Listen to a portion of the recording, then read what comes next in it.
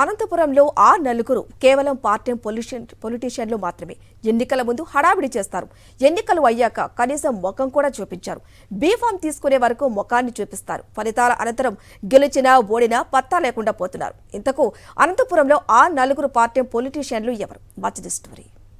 అనంతపురం జిల్లాలో అధికార వైఎస్ఆర్సీపీ ఎమ్మెల్యేలు నిత్యం ప్రజల్లోనే ఉండగా ప్రధాన ప్రతిపక్ష టీడీపీ నేతలు ఎన్నికల ముందు మాత్రమే హడావుడి చేసే నాయకులుగా మిగిలారు.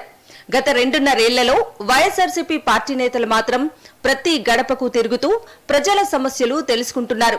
సంక్షేమ పథకాలు అందాయా లేదా అని ఆరా తీస్తున్నారు. సమస్యలేమైనా ఉంటే తెలుసుకుని సత్వర పరిష్కారానికి చర్యలు తీసుకుంటున్నారు. అదే ప్రతిపక్ష టీడీపీ ఎమ్మెల్యేలు మాత్రం పార్ట్ టైం పొలిటీషియన్లుగా ముద్ర వేసుకుంటున్నారు.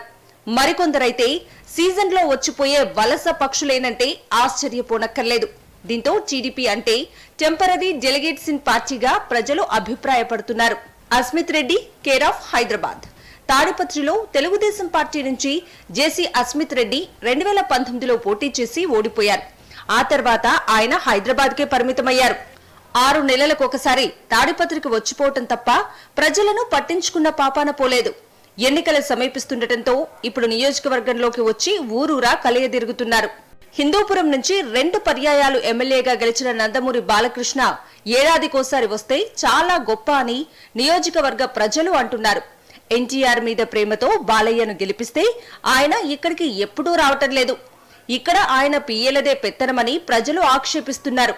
ఎప్పుడైనా వస్తే 2 రోజులు హడావుడి చేయటం, ఎన్నికల సమయంలో భార్యతో ప్రచారం చేయించటం, ఆ తర్వాత షూటింగ్లతో బిజీ అవటం పరిపాటిగా మారిందని ప్రజలు అంటున్నారు. ఇక ఉరవకొండ నుంచి గెలుపొందిన టీడీపీ ఎమ్మెల్యే పయ్యావుల కేశవ్ నియోజకవర్గంలో చాలా అరుదుగా కనిపిస్తారని ప్రజల మాట. ఆయన ఎన్నికల ముందే వస్తారని, ఎక్కువగా హైదరాబాద్ లో ఉంటారని స్థానికులు చెప్తున్నారు. పీఏసీ చైర్మన్ గా ఉన్నప్పటికీ ఈయన్ని నియోజకవర్గంలో పార్ట్ టైం పొలిటీషియన్ గానే జనాలు పరిగణిస్తున్నారు. 2019లో ధర్మవరం నుంచి టీడీపీ అభ్యర్థిగా పోటీ చేసి ఓడిపోయాక బీజేపీలో చేరిన వరదాపురం సూరి పత్తా లేకుండా పోయారు. ఎన్నికలు సమీపిస్తున్న వేళ టీడీపీ ఫ్లెక్సీలతో మళ్లీ ప్రత్యక్షమయ్యారు. ప్రస్తుతం సూరి ధర్మవరంలో చేస్తున్న హడావుడి అంతా ఇంతా కాదు.